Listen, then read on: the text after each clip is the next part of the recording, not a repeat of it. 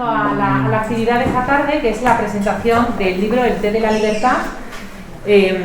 Bueno, este libro, el de Patricia Martínez de Vicente, va a ser presentado por don Emilio Grandío Seoane, que es historiador y es profesor titular profesor del Departamento de Historia Contemporánea de la Universidad de Santiago de Compostela. Él va a ser el que os presente a Patricia, que introduzca el libro y bueno, y el que disfrutéis. Ya sabéis que normalmente el formato es la presentación, luego por supuesto tenéis pie a preguntas, las que queráis, tanto para la autora como para Emilio, y luego habrá firma de libros, que lo haremos justo ahí a la salida del hall. Tenéis la posibilidad de comprarlo y Patricia lo podrá firmar. Bueno, pues yo quería dar las gracias por estar aquí esta tarde, porque los dos han viajado hasta Madrid justo para venir a la presentación del libro, así que somos unos privilegiados de poder tener aquí a la autora contándonos cómo se ha gestado el libro. Qué buena presentación. Muchísimas gracias. Bueno, se me escucha, ¿verdad? Sí. Bueno, antes de nada, evidentemente agradecer la invitación que nos hacen desde la Asociación Zayas para la presentación de este libro. Y agradecer a Patricia, desde luego, tanto el hecho de que me hubiera llamado para esta presentación como que tuviera bien eso que pone abajo de este libro, de la portada, que se llama El prólogo de Emilio Grandío Seoane. Patricia y yo nos conocemos de hace algún tiempo ya y venimos trabajando desde distintos enfoques, pero venimos trabajando este tema desde hace mucho tiempo, ¿no? Este tema, yo traigo una pequeña presentación de PowerPoint, intentaré ir de la manera más rápida posible, porque mi función aquí es... No, sí, ya está. No, sí. A ver si somos capaces de llegar. Sí. Bien, vamos a ver aquí. Se ve, ¿no? Bien. Bueno, el tema es un tema complejo, ¿no? Es evidente. Y es un tema complejo, entre otras cosas, porque por varias razones. Tanto por el momento histórico en el que se produce, como por las situaciones que se producen a nivel personal, que es de lo que aborda este libro, ¿no? La historia es imposible entenderla desde una perspectiva que sea únicamente de fríos papeles. Y esto es una de las cuestiones que muchas veces se nos escapa, ¿no? La memoria es la percepción de lo que se ha vivido, es parte fundamental, no solo parte fundamental del pasado, no solo para saber qué se sentía, qué tenían que hacer, ¿no? Directamente, sino también para comunicar, ¿no? La divulgación de este tipo de temas es fundamental para entenderlo. Yo vengo a explicar de manera muy breve, contextualizar un poco, conduciros al mundo en el que Patricia Martínez va a hablar de su libro, bueno, de su trilogía realmente, ¿no? Pero en este caso de su libro, ¿no?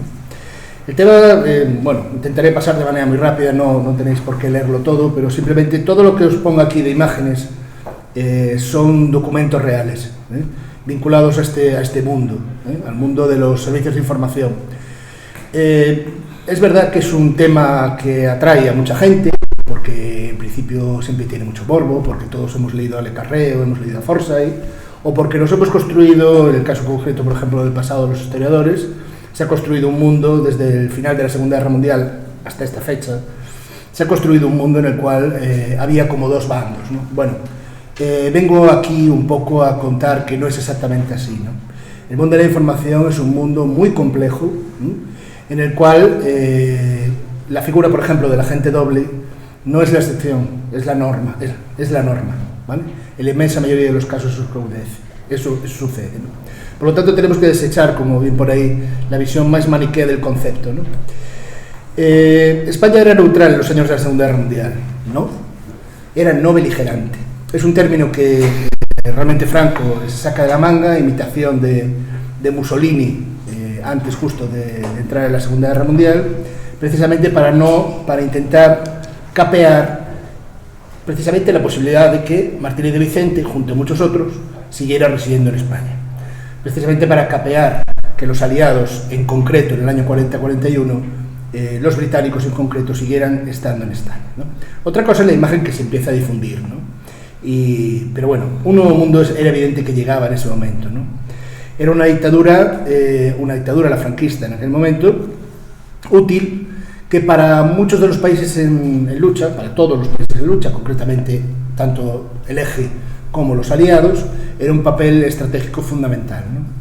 Ya digo, todo lo que vais a ver aquí, todas las fotos que vais a ver aquí son absolutamente originales, pertenecen a archivos determinados o a colecciones privadas determinadas que quería un poco para que se ambientara un poco en el mundo en el que va a comentar su libro Patricia, ¿no? Bien, la presencia de los servicios de información británicos durante la Segunda Guerra Mundial se puede dividir en 5 fases. Voy a pasar de manera muy breve, ¿no? La primera es una fase que va desde el año 35 hasta el año 40, que coge, evidentemente, el principio de la Segunda Guerra Mundial, pero que ya se comienza a derivar a partir del cambio de embajador de Graham, que tenéis a vuestra izquierda, con Shilton, que tenéis a vuestra derecha. El cambio de embajador británico en España es fundamental para entender la posición de Gran Bretaña respecto a España en la Segunda Guerra Mundial, pero también en los meses finales de la República. Graham mantiene hasta el año 35 los informes que envía desde la embajada. Bueno, como bien sabe Patricia, he trabajado bastante en los archivos británicos y en una perspectiva muy larga, y eso te permite tener una trayectoria de entendimiento mucho más que los papeles concretos, ¿no?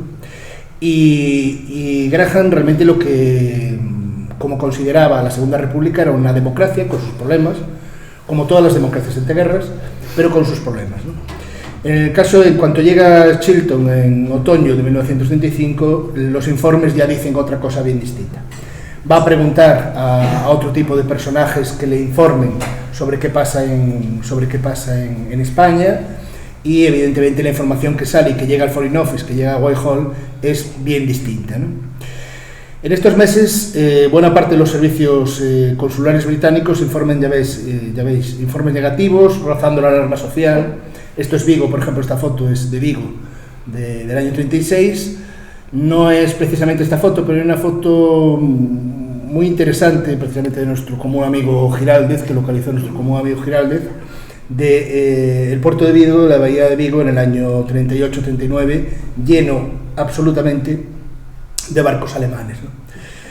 La guerra, aunque estuviéramos en un país, la guerra mundial, aunque estuviéramos en un país, entre comillas, no beligerante o entre comillas neutral, la guerra se sentía, se notaba mucho y empezará a notar cada vez más a partir del año 43.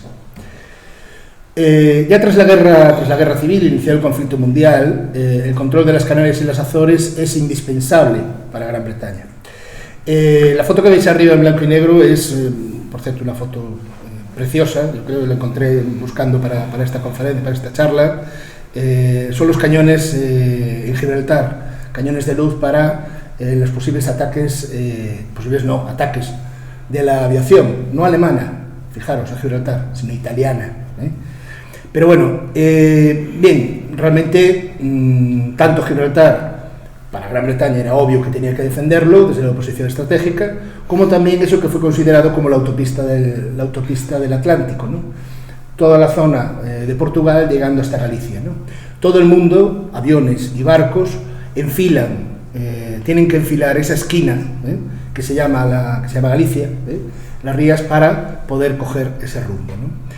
Son los tiempos de Dunkerque, son los tiempos de la retirada británica, son los tiempos en los cuales, en el supuesto, por ejemplo, se dice que en el supuesto que tiene que dejar Gibraltar, la flota británica se desplazaría en parte cara a Gran Bretaña, parte a Freetown, a Sudáfrica, imaginaros hasta dónde tenían que ir, dicen que podría llegar hasta ahí, y parte a las Azores.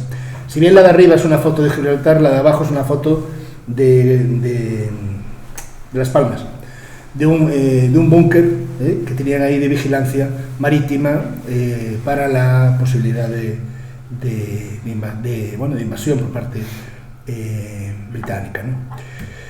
Bien, la segunda de las fases es entre verano de 1940 y primavera de 1943. El señor que veis en el medio es Samuel Hoare, el embajador británico, que llega a España en misión especial. Y no es porque lo digamos nosotros, está nombrado así por el Foreign Office. La misión especial es que dentro de estar en un país no beligerante, pero que indiscutiblemente en el año 40 España era un país claramente proeje, claramente fascista en ese momento, desde luego en la forma de una manera muy clara. Y Samuel Hoare viene enviado directamente por Churchill, podría hablaros más de quién es Samuel Hoare, pero bueno, no viene al caso, viene enviado directamente por Churchill para, digamos, adoptar una actitud muy ambigua.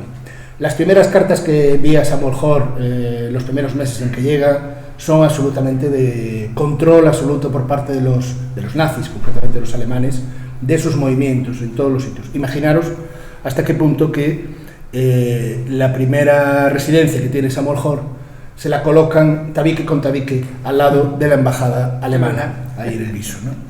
Por lo tanto, en la calle de la S, exacto, que va a dar a Castellana. Por lo tanto, a ver, el Estado franquista es evidente que, aunque no formalmente, sí que en la práctica era absolutamente pro eje. Y viene con esa misión, viene con la misión de que España no se coloque a favor del eje, desde el primer momento. Ya digo, tanto por el tema Gibraltar como por el tema estratégico en general de lo que significa la península ibérica. Hay que recordar que hasta el año 41 Estados Unidos no está en la guerra. Hay que recordar que la defensa de las democracias frente a los fascismos imperantes y dominantes en la Europa del año 36, 37, 38, 39 y 40 es solo Gran Bretaña. Y con esa huida que tuvo lugar en Dunkerque, ¿no? Por lo tanto, es una posición complicada. Una posición que Samuel Hoare es capaz de llevar adelante. Franco no va a entrar en la guerra a favor del eje, pero desde luego hubo sus más y sus menos, sobre todo sus ofensas por parte de España, que Gran Bretaña, digamos, obvió, ¿no? Para eso valía realmente Samuel Hoare.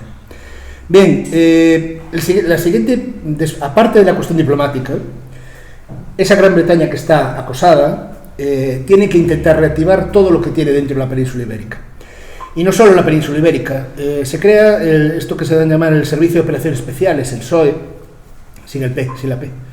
El SOE, el Servicio de Operaciones Especiales es, para entendernos, la entrada tanto de servicios de información como de servicios de posible sabotaje en aquellos países considerados, entre comillas, neutrales o no beligerantes.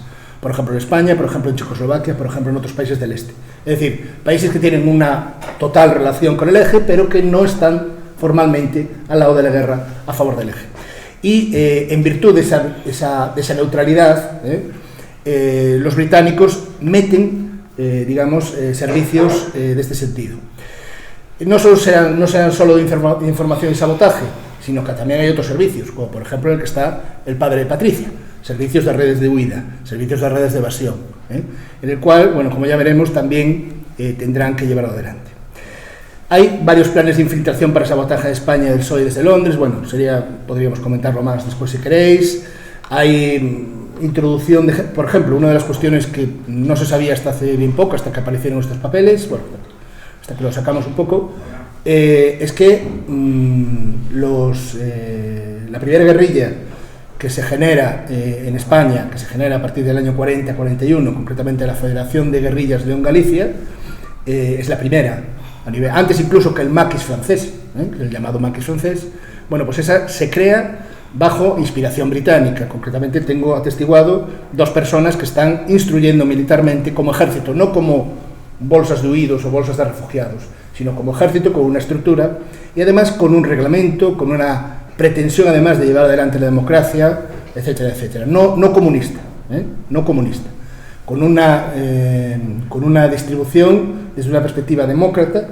Los servicios comunistas, la guerrilla comunista empezará a tener su influencia a partir del año finales de 42, principios de 43, finales de 43 ya bastante instalados.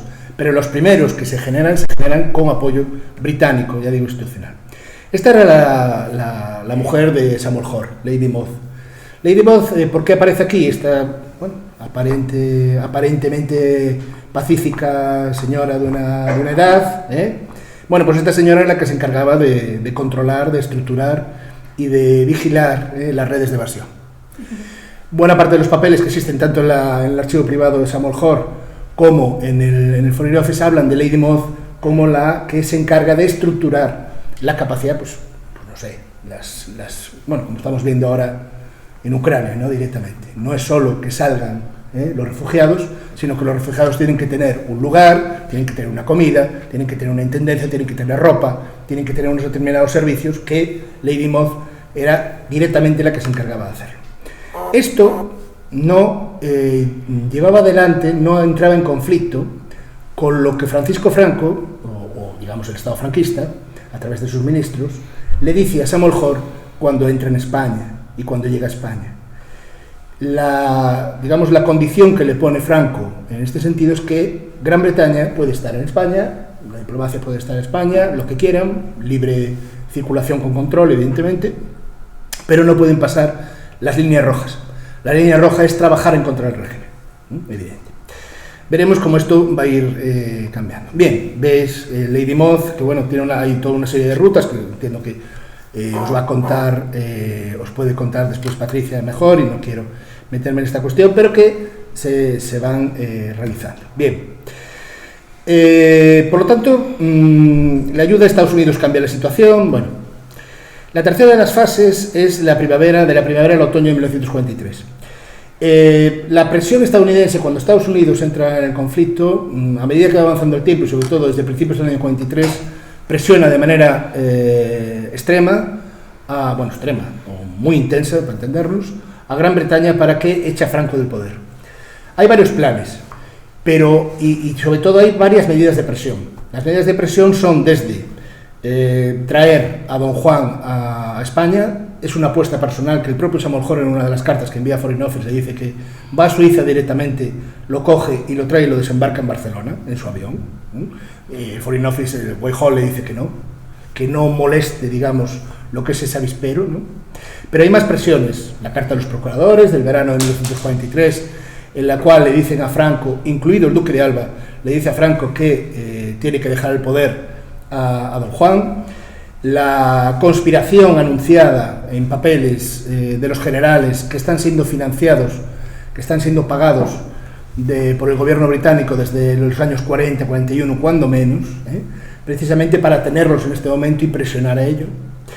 Y también una amenaza de invasión que hasta hace poco no se conocía. Yo conocía los papeles británicos de haber trabajado en ello. Este mapa, por ejemplo, que tenéis atrás, al lado de la foto del presidente Don Juan, es la foto de distribución de las divisiones que el Foreign Office estudia, divisiones en España, en la península, concretamente en España, estudia para una posible invasión. Hace unos meses me acerqué al Archivo Militar de Ávila, en el cual aparecen nuevas fuentes vinculadas a estos temas, a los temas de servicios de información, etc., y aparece también la parte española.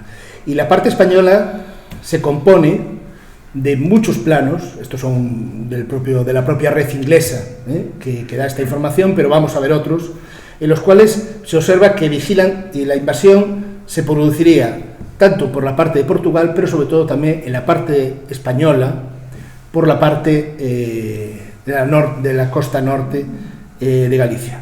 Fotos de emplazamientos, todo esto son material que el Estado franquista coge después de la caída de una red de investigación financiada directamente por los británicos, todos estos que veis.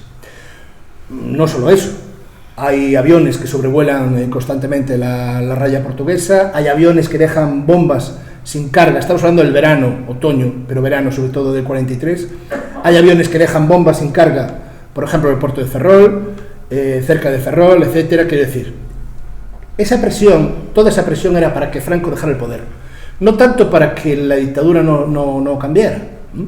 De hecho, lo que se pretendía finalmente era cambiarlo por otro militar, que condujera de una manera más amable hacia la democracia a España. Pero esto se produce también en el momento en que tiene lugar la Conferencia de Quebec. Estamos hablando de agosto de 1943, en el cual tanto Estados Unidos y Gran Bretaña, que son los dos países de la Conferencia de Quebec, precisamente tratan el tema de España. Y precisamente en ese momento tiene lugar la visita urgente, petición del propio embajador británico antes de irse para Londres, con Francisco Franco en Miras, en el Pazo de Miras.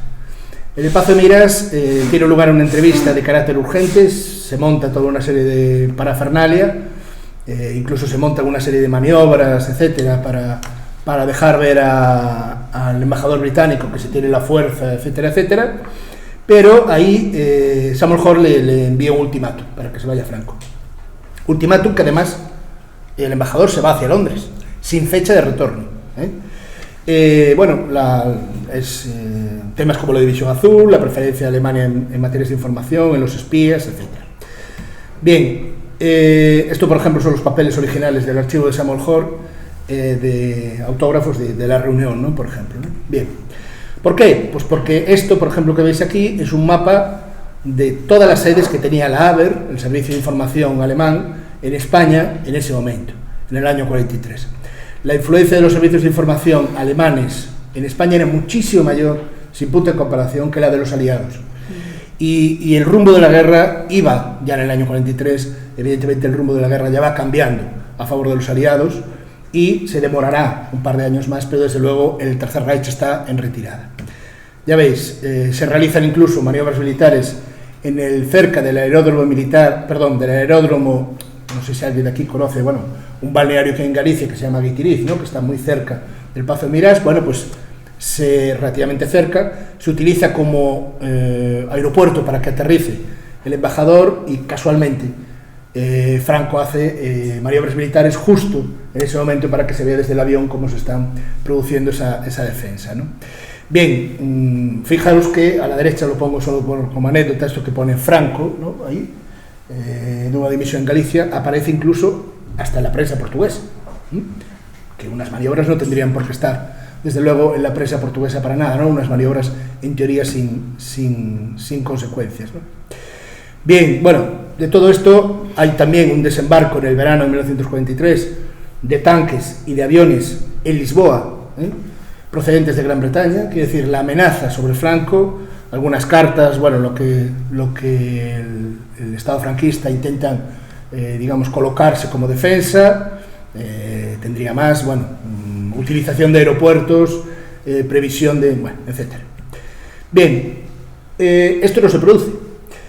En el otoño de 1943 aquí pasa algo. Samuel Hoare regresa a principios de octubre y regresa justo un día después del día previsto para la invasión aliada, según se sabe en correspondencia de Churchill a Samuel Hoare. Esta es la carta en la que precisamente Churchill le indica a Samuel Hoare una carta de Hoare respondiéndole a Churchill diciéndole una semana después de la hora cero, ¿vale? Que será utilizado también para algún libro publicado por ahí. Pero realmente la hora cero era el que significaba el antes y el después de la posible invasión de la península ibérica por parte de los aliados. Bien.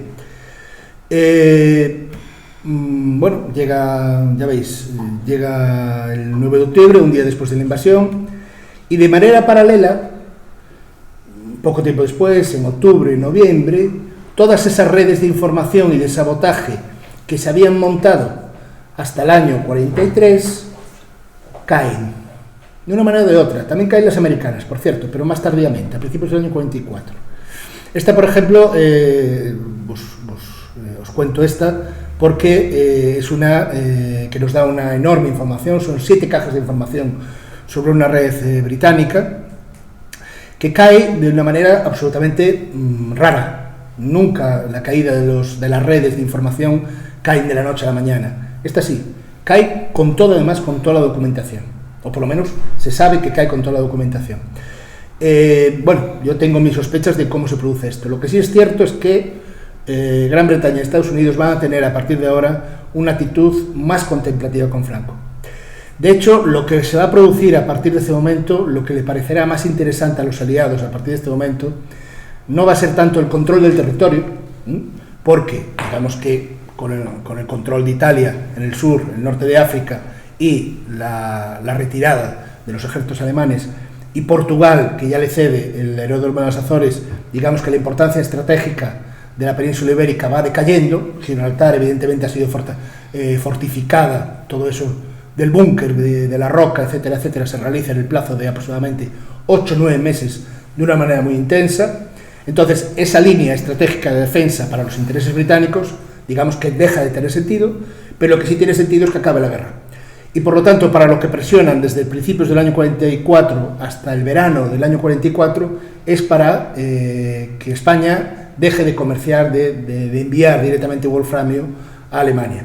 No tanto porque los aliados lo necesiten, que esto es una cosa que muchas veces se dice, porque los aliados tienen wolframio, para entendernos, de sobra. Las minas americanas, las minas de Estados Unidos son enormes en cuanto a reservas de este mineral. ¿Qué pasa? Que si el wolframio no le llega a los alemanes, la guerra se acaba antes.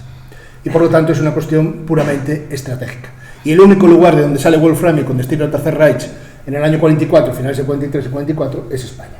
Por lo tanto, eso era lo que presionan hasta ese momento. Bueno, las redes de información, lo que tenían, cuánto se les pagaba a cada uno, las señas de identidad, las señas de identificación, etcétera, ¿no? Por lo tanto, aquí, a partir del año 44, comienza otro tipo de digamos, de visión de los servicios de información aliados respecto a España. Entre otras cosas, también coincide con el relevo de la dirección de estos servicios de información. Antes eran los británicos los que se encargaban del protagonismo en la península ibérica. A partir del año 44 van a ser los americanos. De hecho, la vigilancia de los puertos de wolframio ya la llevan directamente los americanos, ¿eh? Y eso se observa en alguna documentación que hay por ahí. Por lo tanto, ¿por qué? Porque lo que se va a construir a partir de este momento es el nuevo mundo. Ese mundo, esa nueva Europa libre de guerras y que hay que crear eso que se da a llamar el estado de bienestar, se genera a partir, indudablemente, del impulso americano y de tomar, digamos, la sartén europea por el mango por parte de Estados Unidos, no por Gran Bretaña. Y por lo tanto, los servicios de información también tienen otra orientación, ¿vale? Cambian también la estructura de los servicios de información, que por cierto, han aprendido muchísimo todos los servicios de información europeos y mundiales de lo que significa una guerra de esta magnitud, ¿no? La guerra provoca, evidentemente, desarrollo de muchos temas, sobre todo en servicios de información, muchísimos más, ¿no? Por lo tanto, desde el verano del 44 hay una última fase, ¿no?, de reconfiguración, ¿no? En esta última fase, pues nada, se comete la reconfiguración de los servicios de información y desde el verano del 44 España deja de ser un objetivo de primer orden para el conflicto. Los británicos se han ido, desde luego, no se han ido de España, es evidente, pero deja de tener ese protagonismo tan fuerte que tenía en el momento en el que el padre de Patricia estaba trabajando a partir de los servicios británicos, ¿no? El protagonismo va a ser por parte de los americanos, pero bueno, el padre de Patricia ya estaba en esos años ya estaba de otra manera. El caso concreto del padre de Patricia, y esto lo tenemos hablado también, responde, digamos, a la primera ola, ¿sí? Una primera ola en la cual hay que activar todos los elementos británicos y de relación británica estrecha que tengan, ¿sí? Año 39, año 40, año 41, ¿no? A partir del año 42, el perfil del padre de Patricia es otro. Perdón, el perfil de su padre ya no es el de colocar gente para sabotaje, ya no es el de colocar gente, digamos, espías profesionales, sino que hay que dar un nuevo salto y por lo tanto ahí es cuando se va a Londres, ¿no? Bien, es evidente, solo como a finalizar, es evidente que el mundo de los servicios de información es un mundo muy complejo, pero por definición sobre todo hay que tener en cuenta que es opaco, que lo que se conoce, como os decía al principio, es una muy pequeña parte, pero creo que poco a poco vamos reconstruyendo con perfiles, con trabajos, con voluntad de trabajo como la de Patricia, con enfoques distintos, evidentemente, de un historiador y de una familiar, pero que desde luego vamos hilvanando esas piezas del puzzle que creo que es muy interesante para saber no solo dónde estamos, sino lo que pasó en aquellos años. Y evidentemente la realidad supera la ficción siempre, aunque parezca que lo estemos contando en una película, no lo es. Toda esta documentación es real y existió y sigue existiendo, ¿no?, en los archivos. Nada más, muchas gracias. Hijo, muchísimas gracias. Después de esto, ¿qué puedo decir yo? Bueno, pues con todo este panorama de fondo, que no es moco de pavo, yo lo que cuento aquí, bueno, algunos lo sabrán por mis dos libros anteriores, lo que yo trato de explicar, mucho más humildemente, porque no estaba tan informada, empecé a investigar sobre esta historia en el año 2000 y el primer libro que publiqué fue Embassy, la inteligencia de Mambrú, en el 2003, que realmente fue la conversación, que fue una maravilla de experiencia, porque me fui a vivir con mi madre para que ella me contara su experiencia personal. Claro, tirándole de la lengua, menuda gallega, no soltaba prenda. Y yo tenía que, de vez en cuando, decirle, oye, sí, pero acuérdate de fulano que venía a casa, o yo encontraba libros, que por cierto, estuve como 2 o 3 años, mira que en este libro aparece fulanito que venía a cenar a nuestra casa durante 10 años. Ah, bueno, sí, ese era amigo de tu padre. Digo, bueno, sí, pero amigo de mi padre, pero hacían algo después de cenar o antes de cenar. No, sí, bueno, y no había manera. Entonces ya, sí, efectivamente me decidí a ir a Londres y había muchísima documentación. Estoy hablando del año 2003, ya había muchísimo. Fueron encantadores. En el momento que tú dices que eres hija de una de esas personas, te abren todas las puertas, aunque te llames Martínez, les da lo mismo. Tú dices, yo soy la hija de ese señor, y me abrieron todas las puertas. Todavía no se habían desclasificado los archivos de mi padre, en concreto suyos. Volví, soy antropóloga social, por cierto, no historiadora, con lo cual soy pesadísima, mucho peor que los periodistas, porque cuando se me mete una cosa, digo, si esto tiene que ser, esto tiene que ser. Bueno, volví a Madrid y claro, insistí mucho en la embajada, que mi padre había sido médico de la embajada. Digo, eso tiene que estar ahí apuntado en algún sitio. Pues aquí no tenemos nada. Y digo, pero ¿cómo no tenéis nada? Si es imposible, un señor que trabajó desde el año 39 hasta el 42, que se tuvieron que marchar, pues aquí no tenemos nada. Y como al cabo de 1 año o 2 yo ya había publicado ese libro, ya había muerto mi madre, en el 2005 me llama el propio agregado militar y me dice, se ha desclasificado por ley. ¿Cómo se llamaba? No me acuerdo ahora. La desclasificación oficial de todos los documentos secretos. Bueno, y ahí había una carpeta de mi padre. Allá que me voy, y efectivamente lo que saqué yo ahí, qué barbaridad. Pues de su puño y letra, porque entonces no, olvídate de máquinas de escribir ni nada. Y cuando llegué a Londres, claro, yo escribía inglés perfecto. Había estudiado medicina en Liverpool, con lo cual era absolutamente bilingüe en todos los sentidos y culturalmente también, y entonces pudo escribir de su puño y letra pues lo que él había vivido y lo que había hecho. Pero lo que él no sabía es que paralelamente, como muy bien nos explica Emilio, Madrid ya estaba mandando información de lo que este señor estaba haciendo. Este señor lo que estaba haciendo era rescatando refugiados y más bien presos de Miranda de Ebro, en concreto. Tenía una doble vertiente magnífica, en el caso suyo personal, como médico de embajada, que lo era, como médico de Cruz Roja. Eso fue muy importante, porque como médico de Cruz Roja, que en ese momento en la Cruz Roja de Madrid, en el edificio que sigue existiendo, había 2 ambulancias. Y con lo cual pues utilizaban las ambulancias para sacar a los presos como si fueran enfermos, pues cuando había ambulancia, porque no siempre estaban. De ahí, supongo que se le ocurrió a Samuel Hall también, alternaban con coches de la embajada, que la embajada tenía 2 coches, alternaban.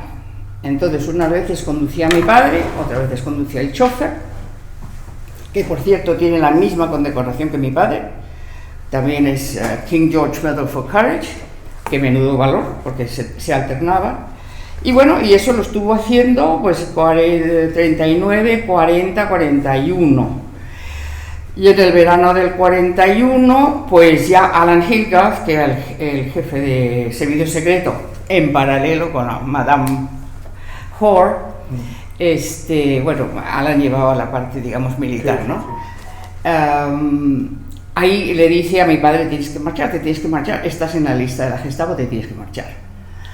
Y pues yo no sé si estaba asustado o no, porque todas las fotos que hay de ese verano están riéndose, mis padres eran novios en ese momento, están divertidísimos, están riéndose, los refugiados metidos en la casa de Redondela, y ellos pues de juerga, entre comillas, dentro de lo que se podía ir de juerga, pues iban a la playa o iban de excursión, o sea, un disimulo absolutamente total. Mi madre me decía, porque eso le tiré mucho de la lengua, dice que ella estaba muy ignorante. Bueno, tenía 21 años y posiblemente él tampoco le quería decir no solamente para no asustarla, sino para que no estuviera en peligro, porque claro, como la hubieran cogido, pues... En fin, el caso es que efectivamente se casan bastante deprisa y corriendo. Eran amigos hacía mucho tiempo, o sea, eso no había problema, pero quiero decir que podían haber tenido un noviazgo como de un año o dos, y ellos se casaron como en 3 o 4 meses. Se vienen a Madrid y nada más llegar a Madrid, Alan Hilgard le dice: inmediatamente prepárate los pasaportes porque os tenéis que marchar inmediatamente, aquí no te puedes quedar. Él seguía haciendo su vida, yendo a Embassy, que ahora os lo leeré, yendo a Embassy, yendo a la embajada, yendo de viaje de novios con su mujer, pues iban al teatro, y bueno, pues lo que se podía hacer, ¿no? Y ya por fin, estas cosas españolas nuestras, que lo explico, no sé si lo explico aquí también, pues mi madre era amiga personal del señor que hacía los pasaportes, que era el jefe de pasaportes de la Dirección General de Seguridad. Y con 21 años, pues allá que se presenta: oye, Lisardo, que nos vamos de viaje de novios, haznos los pasaportes. Y Lisardo cogió el cajón y sacó Eduardo Martínez Alonso y Ramona de Vicente, y se fueron. Claro, con esos pasaportes ya se pudieron marchar. Y bueno, y luego ya toda esa otra parte oficiosa o oficial que cuenta Emilio, sinceramente yo no sé mucho de eso, porque ni lo he podido analizar, porque no he tenido digamos, algún día lo tenemos que hablar, por cierto, a ver cuándo. No lo he podido analizar desde ese punto de vista porque es muy difícil para una hija juzgar. Yo solo puedo, no juzgar, observar la parte positiva, porque es la parte que indirectamente me ha traído al mundo a mí, indirectamente hizo que yo naciera en Londres como consecuencia de todo esto. Ellos no pudieron moverse en absoluto. Eso sí me lo dijo mi madre. Él tenía pavor que los alemanes ganaran, porque si ganaban los alemanes no podían volver. Y eso para él era un horror. Extrañaba el vino tinto, lo dice en su diario: yo quiero volver a tomar el vino tinto, quiero ir al flamenco. Claro, en un diario uno cuenta cosas absurdas, pero que cuando te están cayendo las bombas, pues tiene un poco de sentido, ¿no? Y ya cuando estaban preparándose para venir, pues mi madre dice: no me muevo porque yo estoy embarazada, que era de mí. Y fue ella la que dijo: no, mi hijo tiene que ser inglés, porque después de lo que hemos pasado, tenemos que tener un hijo inglés. Y bueno, y menos mal, pues me alegro mucho de que soy doble, gallega, inglesa. Y me ha servido de mucho, obviamente, ese pasaporte me ha servido de muchísimo para mis becas, para poder estudiar en Inglaterra, para viajar. He viajado toda Sudamérica como becada británica. Y bueno, ha sido muy, muy edificante. Y sobre todo, además, y ahora voy a terminar con esto, las personas que estaban alrededor de todo esto. O sea, estos personajes que yo me he ido encontrando en la documentación, incluida Margarita Taylor, que era la dueña de Embassy, que muchos de ustedes habrán conocido. Claro, eran gente que eran parte de mi vida, y resulta que eran auténticos héroes desde todo punto de vista, en plena guerra, con dificultades indecibles, y que terminada la guerra pues estaban tan contentos y se juntaban para cenar. Y claro, eso es un choque, hay que pensar un poco, ¿no? Para la persona investigadora, en este caso yo, era un choque. Digo, caray, pues es que no son cualquier persona, ¿no? Y aquí pues tengo un poco digamos, el ambiente, con lo que nos estaba contando Emilio, con ese telón de fondo, el ambiente que había en Embassy, que era un punto de referencia importantísimo para todas estas historias. Bueno, una tapadera, más que un poco, era una tapadera. Pude investigar bastante, eso sí, no solamente con mi madre, sino con gente de la época. Ningún empleado sabía. En Embassy, en la época que yo investigué, los empleados llevaban 40 años, o sea, desde que se había inaugurado en el año 31, y ninguno sabía nada. Y creo que es verdad que ninguno sabía nada. Y su hija, que era amiga nuestra también de las de cenas y de comidas y demás, me costó un trabajo horroroso poderle sacar algo. Ella ya tenía como 10 años cuando esto ocurrió.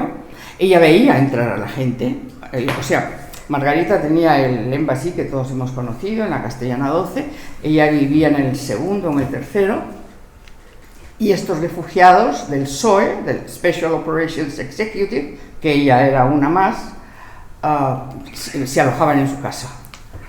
Y la hija sí recordaba, ella con 8 o 10 años, 10, 12, hasta que terminó la guerra, pues sí, que ahí entraban muchos señores, pero claro, entraban muchos señores, pero tampoco le daban ninguna importancia, porque entraban y se estaban una noche o dos, nunca más. En Redondela lo mismo, nunca estaban más de 2 o 3 días. Entonces, aquí cuento yo que, a pesar de la atmósfera explosiva de aquel Madrid efervescente de la Segunda Guerra Mundial, para usar las mismas palabras de Hoare, Margarita Taylor aglutinó entre sus 4 paredes, como en un ritual sentimental y estratégico, además de la élite madrileña, a los últimos monárquicos románticos que quedaban conviviendo con el franquismo. Ella sola logró armonizar con un estilo propio al público más influyente de los representantes diplomáticos de las embajadas suiza, belga, norteamericana, holandesa, británica y Noruega de la vecindad, además de la embajada alemana situada en el Paseo de la Castellana 5. Embassy estaba en la Castellana 12, es decir, que se veían perfectísimamente, de forma que pudieran codearse unos y otros relajadamente, olvidando dentro de lo posible la guerra en sus países. Un referente glamuroso de encuentros distinguidos y comerciales entre los nacionales y extranjeros de entonces, lo que nadie duda que se logró durante años, y nadie supo nada, porque esto, Margarita viene en el 31, como dice Emilio, desde que llega Hoare en el 40, ¿no? En el 40, ya antes de Hoare ya empieza Margarita a tener estas tapaderas en su casa, hasta el final, hasta más del 45, ya no estaban mis padres, pero ella siguió recibiendo gente. Al reincorporarse a su dulce quehacer, acabada la guerra civil española en el 39, para conseguir los productos comestibles de primera necesidad, como eran la harina, los huevos, acordados que estábamos racionados, Margarita tuvo que hacer milagros casi bíblicos para multiplicar los panes y los peces con el fin de reunir las materias primas imprescindibles para sus dulces. Investigando sobre aquella época, el frutero de la calle Ayala, que sigue estando ahí, próxima a Serrano, aún existente hoy, me contó que Margarita iba en persona a comprarle las fresas, las ciruelas, las cerezas y los higos que luego usaba ella en los dulces a la salida del Misa del Cristo, porque Margarita además era de misa diaria, irlandesa muy religiosa. Enfrente, otra costumbre diaria de la fervorosa irlandesa.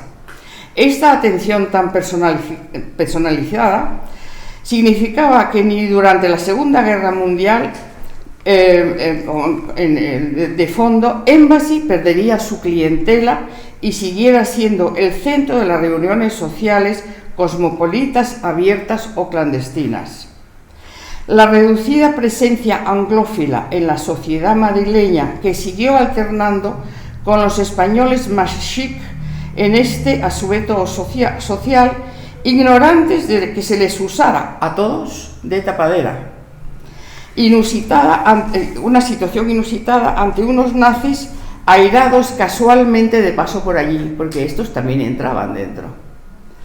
No era extraño que sus funcionarios alemanes acudieran a tomar un té o un café según la hora del día, cruzándose en la misma puerta giratoria con cualquier cliente del barrio de Salamanca, interesados en curiosear en el ambiente.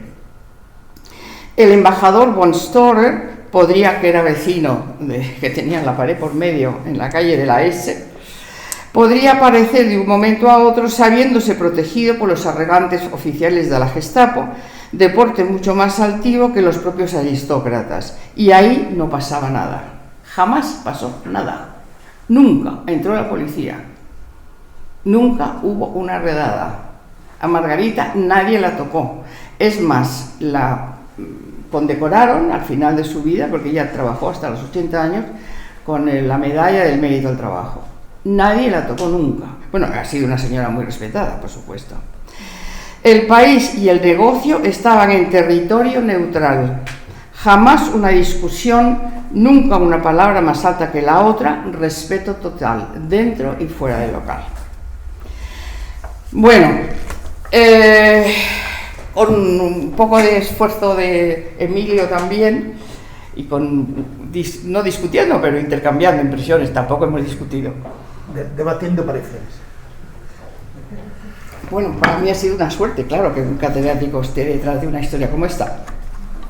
Estuvimos hablando precisamente cuando estaba escribiendo el libro. Este libro, que está publicado en el año 21, está hecho, parece que se reproduce las dificultades de la guerra, ¿no? Empecé en el año 2020, a tratar con la editorial tuvo que cerrar. La editorial cerrada, la librería cerrada, yo en mi casa en Barcelona, la editora en Madrid, y todo por internet, gracias a Dios, que si no, no sé qué hubiera pasado. Y en mitad de todo eso, pues claro, alguna vez llamaba a Emilio y le consultaba: oye Emilio, ¿a ti esto qué te parece? Y tal y cual. Y ya el punto final me lo ha dado él, que no os lo voy a contar, porque si no, no me compráis el libro. Pero sí, antes del punto final... El epílogo, que eso sí es de mi parte, dice: mi padre fue un hombre civilizado que vivió en un tiempo incivilizado. En efecto, esta frase de William Styron en su novela La decisión de Sophie, y que pronuncia Meryl Streep con un marcado acento alemán en la película posterior, me encaja perfectamente con el caso de mi padre. Además de civilizado, Eduardo Martínez Alonso era un hombre demasiado sensible y humano, que se me ha pegado la hoja, para ignorar la barbarie que palpó en directo durante los peores acontecimientos bélicos de su generación. Él había nacido en 1903, con lo cual se tragó toda la guerra civil y se tragó toda esta guerra. Primero como médico en campaña durante la Guerra Civil en España, de la mano de la imparcial Cruz Roja, comenzando en Extremadura en el verano del 36 y rematando en Mundaca, en el País Vasco, en el año 39. Una intensa labor que enlazó con la Segunda Guerra Mundial en menos de 6 meses como médico de la Embajada en Madrid. Estas circunstancias impuestas y añadidas a su bagaje personal le convirtieron en un humanista, liberal y afranquista convencido, es decir, un demócrata monárquico y antifascista, como él describe de su puño y letra. Esa hoja la tengo yo. En el año 42, cuando llegan, escapando, mis padres recién casados, supuestamente de viaje de novios, escapando de la Gestapo desde Madrid. Sanar y mantener con vida la mejor vida posible a sus semejantes fue más allá de su máxima hipocrática, su razón de existir por encima de cualquier interés político o económico, de donde derivan las particulares experiencias que cuento aquí. Así que estoy encantada de tener la oportunidad y el orgullo de desvelar la secretísima colaboración humanitaria del doctor Eduardo Martínez Alonso, como el simpático médico de la Embajada Británica en Madrid, que lo era, al participar en unas actividades inimaginables hoy día. Bueno, ahora sí, no las podemos imaginar, desde que ha pasado este horror de Ucrania, ¿no? Debe ser bastante parecido. Es curioso cuando escribí esto, quién se podría imaginar, ¿no? Por lo tanto, considero un privilegio convertirme en su inesperada biógrafa al ir descubriendo esta trama insospechada y crucial de aquella época tormentosa. Dar a conocer que Lalo utilizara su profesión como coartada para ejercer sin miedo una ilegalidad abierta en beneficio de los demás, con la suerte de haber superado y padecido unos cuantos trances de sumos peligros, sin darse ninguna importancia ni contarlo nunca a nadie. Y aquí estamos. El resto lo tendréis que leer vosotros. Bueno, ya está. Si tenéis alguna pregunta...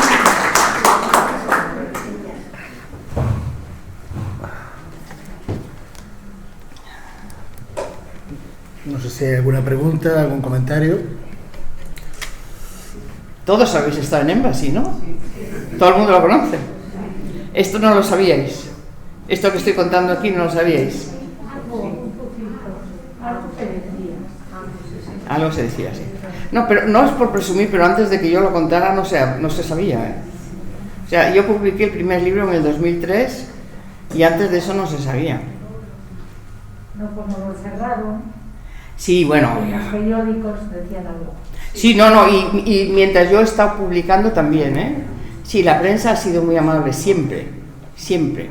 Y nadie me ha dicho, mira esta, qué chula que está diciendo, porque no siempre tenía papeles, ¿eh? Lo que pasa es que tenía, sobre lo que más tenía era la historia de mi madre, que no es, mi madre entonces vivía en Vigo, era soltera, pero bueno, su relación con Margarita, por supuesto, y la de su hija, que desgraciadamente murió demasiado pronto. Y su hija, lo que pasa es que veía a la gente en su casa, claro, subían y bajaban del negocio a la casa de Margarita, ¿no? Y era una niña de 10 o 12 años, pero una niña de 10 o 12 años se entera de todo eso, perfectamente. ¿No hay preguntas? ¿Seguro?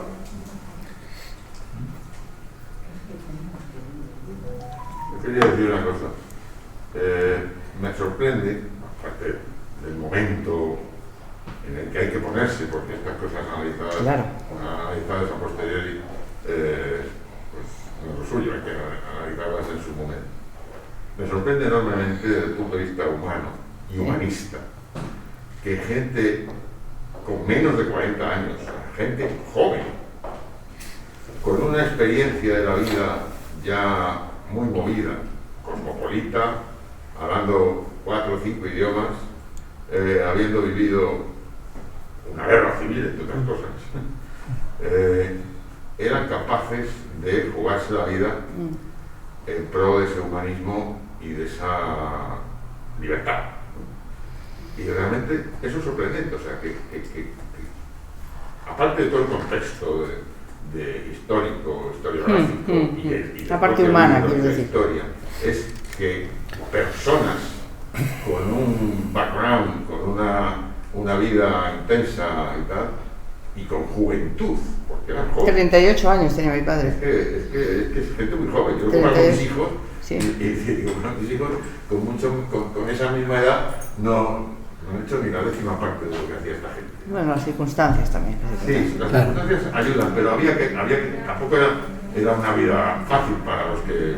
No, fácil nada. No, pero también te digo una cosa, y yo, mi padre se ofreció voluntario, sin duda, y era médico, pero la experiencia de la guerra civil fue fundamental. Y no solo él, yo hablo de él porque es lo que sé, pero cualquiera de los que estuvieran, porque había muchos colaboradores, no era solo él.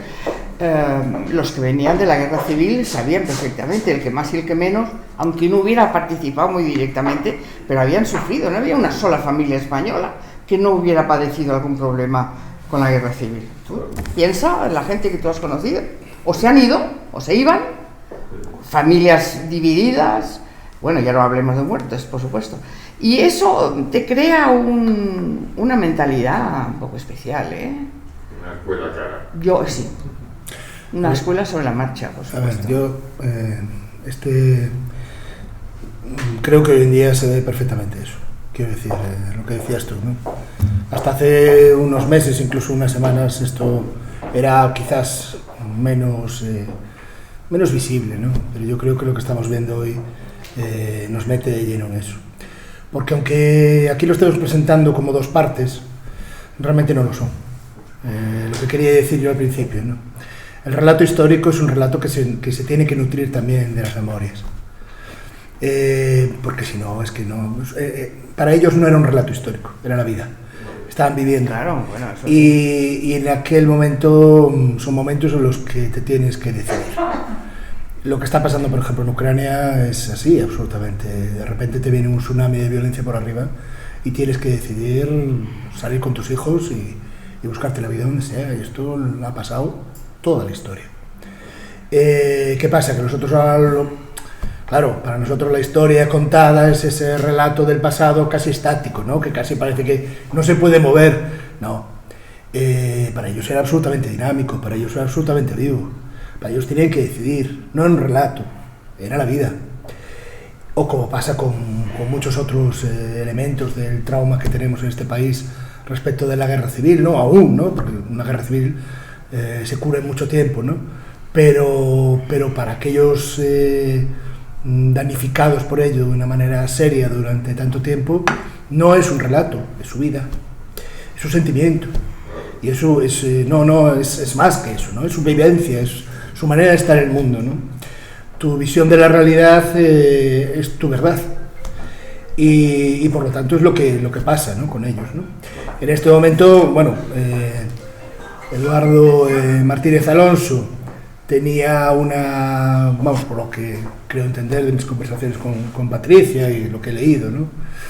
Estaba muy bien situado para que, digamos, los británicos le pidieran favores, ¿no? En ese momento. Él se ofreció, ¿no? ¿eh? Exacto. Bueno, pero él se ofreció. Quiero decir, las relaciones, esto que hablábamos, sí. está muy bien situado y ellos activan todo, porque tienen que activar todo. Porque daros cuenta que es Dunkerque. Claro, es que se acaba el mundo, ¿eh? No, es esa sensación, ¿no?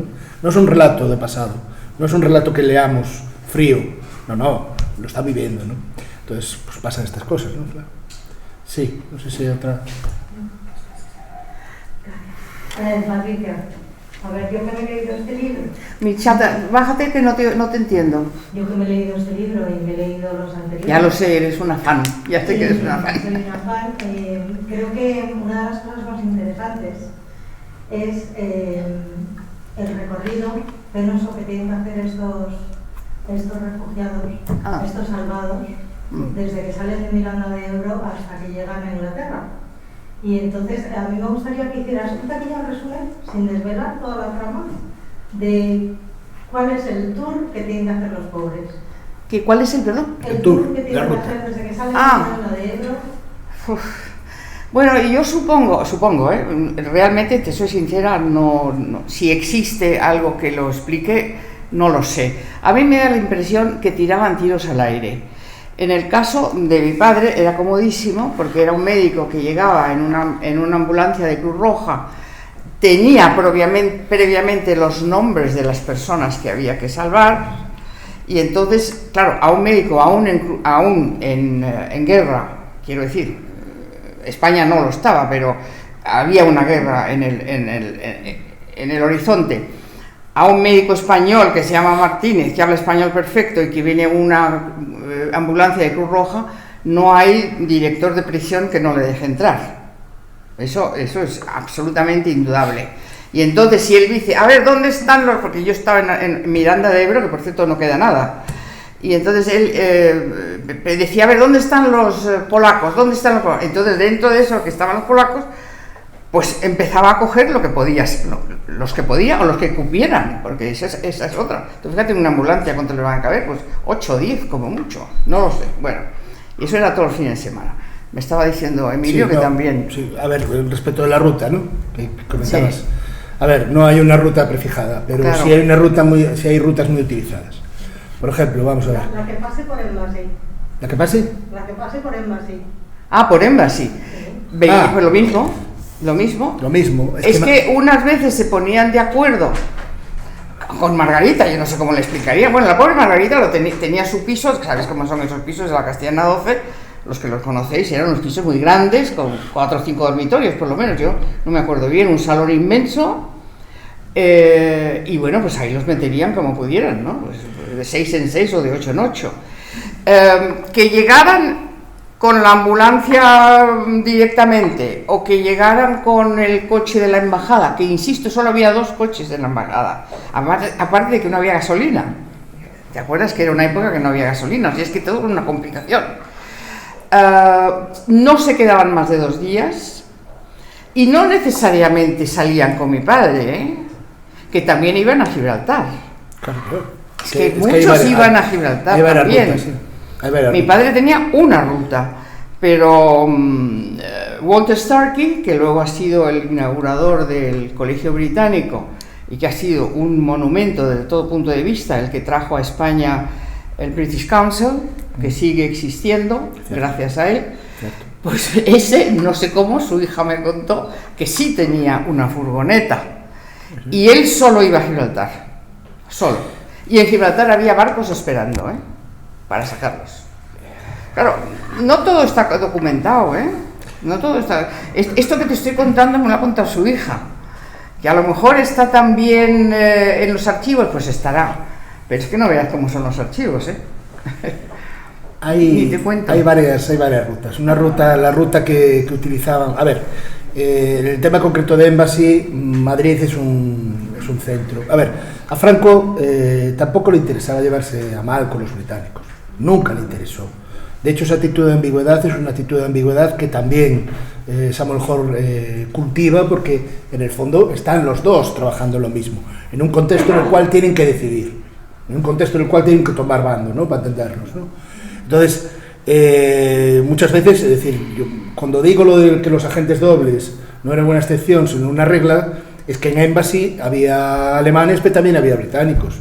Es que los tabiques estaban juntos. Es que por ejemplo, uno de los lugares también de rutas como parada que utilizaría sin duda la ruta de tu padre era un hotel en León que se llama el Oliden, ¿vale? Que sigue existiendo como hotel, pero que era utilizado por aliados y por alemanes. Quiero decir, es un poco el mundo de los servicios de información es un poco más complejo, en ese sentido. No pertenecen a un bando. Es más, os diré que también salían por Sevilla, también salían por la parte de la frontera portuguesa, no solo por Redondela. Quiero decir, por Huelva. Hay de todo, ¿no? Bueno, lo que pasa es que por ejemplo, el tema de Miranda de Ebro, ¿no? El tema de Miranda de Ebro son los prisioneros extranjeros que están en España, y están los de las brigadas internacionales, por ejemplo, buena parte de ellos, pero también hay muchos otros que cogen en lugares y que los tienen allí como extranjeros. Ahora le comentaba a Patricia antes de venir ahora que también he descubierto material vinculado al campo de Miranda de Ebro, de la relación de miembros de la embajada, de altos miembros de la embajada, como bien conoce Patricia, con el Estado franquista, para ver, y su relación es una relación muy cordial. Es decir, no es una relación de dos países en liza, para entendernos, ¿no? Sino que tienen una cuestión que tienen que sacar, ¿no? Entonces, claro, estamos hablando de temas, no solo las rutas, sino los servicios de información o cualquier tipo de información vinculada en un contexto muy polarizado, pero que tienen que ser, son como opciones B, realistas, pragmáticas, que la gente que pueda acogerse a ellas se acoge. ¿Improvisar qué? ¿Tú crees que no improvisaban? Yo creo que tenían que improvisar. Sobre la marcha. Sí, se les pinchaban las ruedas, mi padre dice, dos pinchazos en las ruedas. No digo que estuviera regulado, digo que sí, que claro que tenían que improvisar, que estaba en un mundo en conflicto. Había mucha improvisación. Claro. Muchísima. Y conociendo los personajes, te lo digo yo, que eran de improvisar, por el tipo de temperamento. Son gente que tienen que sacar sobre la marcha las soluciones. Pero son cosas que no se le puede dar publicidad, ¿me explico? Entonces tienen que hacerse de una manera clandestina, tanto por un lado como por otro. Por ejemplo, estas rutas, en concreto la ruta de Oliden, es utilizada después, cuando ya no sirve para sacar a refugiados británicos o aliados o checos o como sea, es utilizada después para sacar a los nazis de España. Quiero decir, esto son las mismas, paso de Pirineos, etcétera, etcétera. Quiero decir que, bueno, son rutas que tienen que ser clandestinas, que valen para momentos determinados y momentos concretos. A partir del 45 ya era otra cosa. Perdón, ¿la mayoría eran de las brigadas internacionales? Había mucha gente de brigadas internacionales en Miranda de Ebro. Sí, Miranda de Ebro tenía 6.000 presos. Eso lo cuenta mi padre en sus memorias. 6.000 presos. ¿Tú sabes lo que son 6.000 presos? Extranjeros todos, y los españoles aparte, que también, porque había rebotados de la guerra nuestra, de la guerra civil, también estaban separados, estaban separados. Y todos se bañaban en el río, lo digo porque estuve ahí y casi me muero cuando lo veo. Con el frío que hacía en Miranda de Ebro, se bañaban en el Ebro. Claro, es muy rico bañarse en el Ebro en agosto, pero en febrero no tenía nada, claro, había tifoideas y había de todo. Que eso a mi padre le sirvió mucho de excusa también, las enfermedades. Eso sí, porque decían que se contagiaban, que además que era verdad que se contagiaban, pero bueno, exageraban la nota, ¿no? Otros centros de protección, por ejemplo, de la gente para sacarlas en estos años, son, bueno, lo que son llamados como colegios de los irlandeses o colegios de los ingleses, sí, que hay por toda España. Yo he estado en concreto en el archivo de algún de ellos y la relación es estrechísima con la embajada porque activan todo, quiero decir, activan al padre Patricia, pero activan a mucha otra gente, ¿no? Porque es lo que tienen, no tienen más, es lo que tienen sobre el terreno, ¿no? Bueno, el chofer de la embajada, la portera, claro. Yo conocí a la hija de la portera que nació en la embajada, dentro. Claro, es que hay que ver los momentos históricos que vivimos, claro, ¿no? Claro. La parte humana, para mí lo que me fascina es la parte humana, ¿no? Que uno siga existiendo y que sigamos teniendo vida, que sigamos naciendo.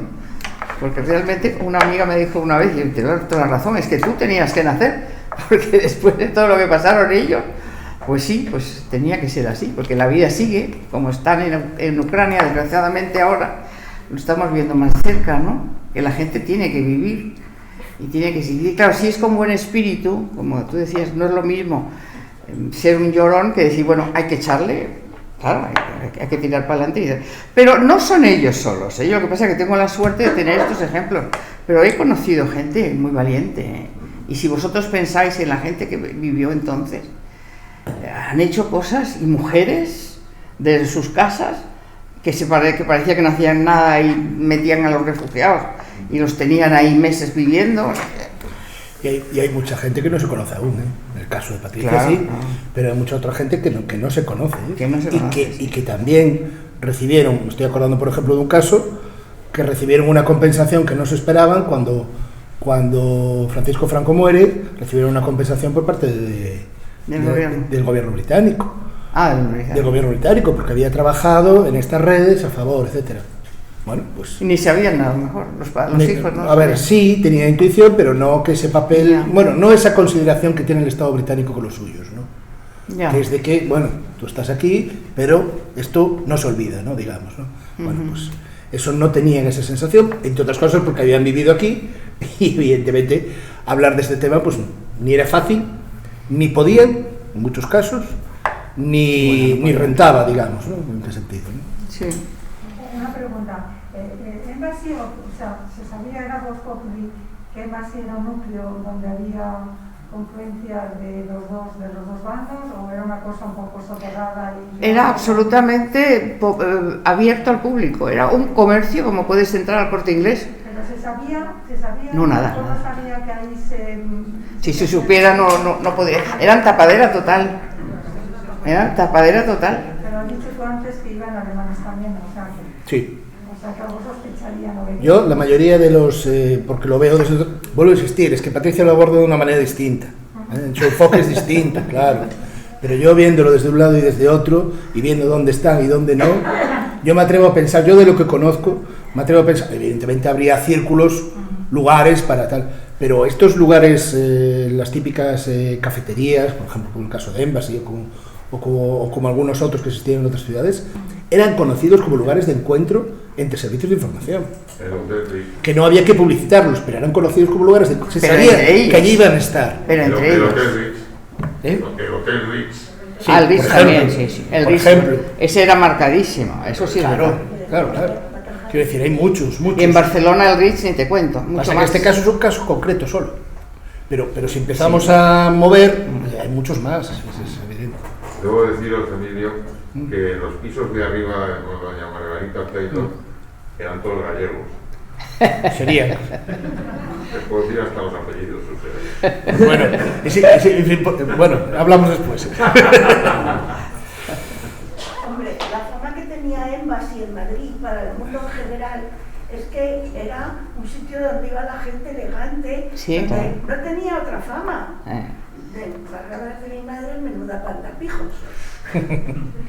Bueno, pero también elegante porque también el barrio era así. Yo lo sigo explicando, es que no lo he leído todo. Es que eran vecinos que habían vivido en los palacetes de la Castellana. Eran herederos de todos esos, siguieron viviendo en el barrio Salamanca y en la acera de enfrente, que eran las casas mejores de Madrid en ese momento. Ahora ha cambiado todo muchísimo, ¿no? No, además era un sitio caro. Sí, bueno, claro, porque es que los ingredientes eran caros también, y los cócteles de champán, y ella tenía cosas muy exclusivas. Esa es otra, tenía cosas muy exclusivas. También os digo, yo por mi experiencia trabajando con cómo remuneran a la gente, no en el caso del padre Patricia, pero de otras redes que he visto y tal, lo que no faltaba era dinero. Es decir, para estas cosas sí había dinero. Sí, claro. Lógicamente, porque a ver, es que hay que ponerse el contexto, no Sí, es que de repente quisieran jugar a la guerra, ¿no? Es que estaban ahí, ¿no? Yo no creo que Margarita cobrara mucho dinero, No digo en el caso sí. pero de las redes, Sí. Vamos, el dinero no es problema. Mr. Walker Starkey cenaba con los ministros de España, y el Colegio Británico se fundó porque en una cena en que estaban varios embajadores, Mr. Walker Starkey y varios ministros, dijo: ¿qué tal si hacemos un colegio para que vaya mi hija? Pero Walter Starkey hacía muchos años que estaba dándole vueltas al tema, Sí, porque pero... yo en los documentos que encontré en Londres, ¿cómo se llama? De los que crearon el colegio, exacto, que es él llegó como agregado cultural. Walter Starkey era agregado cultural, pero tenía un doble papel, eso segurísimo. Y estaba horrorizado porque en ese momento en España, en toda España, había como 10 o 12 colegios alemanes, tú lo sabes mejor que yo, sí. Y ni uno inglés.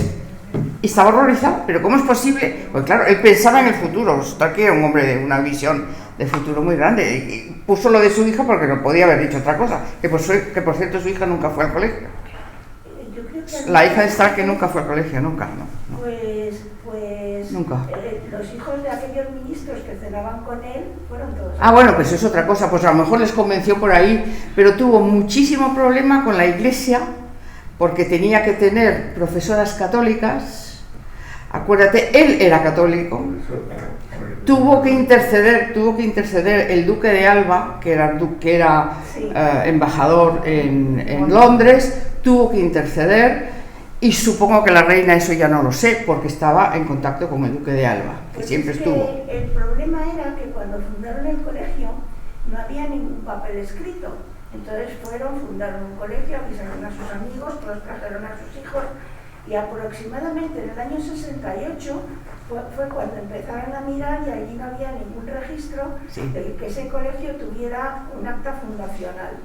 Entonces ese fue un problema bastante gordo y lo tuvieron que arreglar más bien deprisa. Porque se hizo sobre la marcha, porque el colegio se inauguró en el año 40. Sí.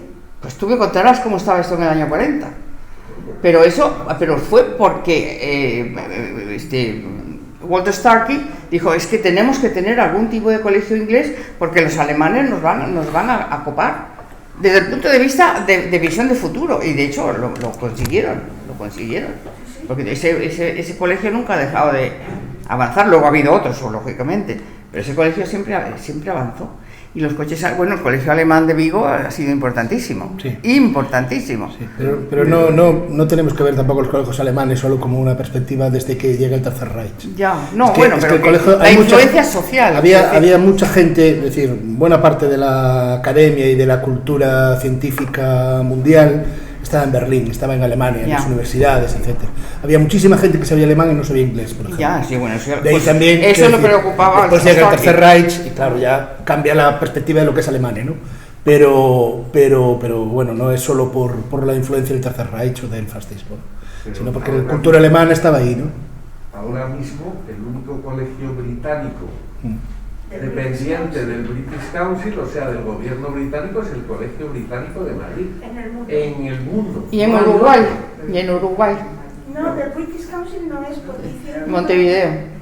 Bueno, habrá desaparecido, pero eran los dos únicos. Pues ahora el de Valencia lo cerraron, creo que no hay ninguno. Bueno, ya no lo sé, ya me he perdido, ya no puedo seguir. Pero sí he tenido y he leído los documentos de Walter Starkey desesperado en Londres, en el gobierno, diciendo: tenemos que hacer algo, porque claro, él era también el encargado de cultura, que luego, por cierto, creó también Almagro V, que ahí empezaron a haber conferencias y empezaron a haber cosas en inglés para que la gente fuera, atendiera. Un paralelo con Embassy, por cierto.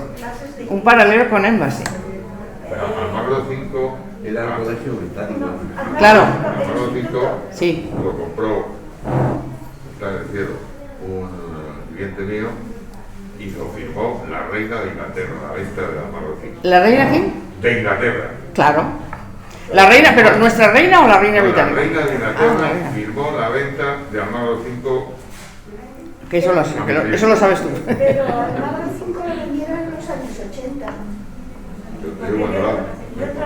No, pero estás hablando de mucho después. Después. Claro. Pero yo te estoy hablando de la creación del Colegio Británico en el año 40, que luego en el 42 ya estaba Almagro 5 funcionando. Y la biblioteca, había una biblioteca muy buena. Y el Instituto de Bilbao, y el Instituto de Valencia, y el Instituto de Sevilla. O sea, Eso, no, ahí ya me pierdo. Esos son institutos en los que había academia de inglés, biblioteca y centro cultural. Y la mejor colección de Shakespeare, bueno, no sé si... Ya. Pero en España estaba en Almagro 5. Ya. Ujú. Bueno, no sé si alguna pregunta más. ¿Alguien más quiere saber algo más? Bueno, yo me voy a ir fuera a firmaros para que no tengáis que Bueno, venir pues muchas aquí. gracias. Muchas gracias.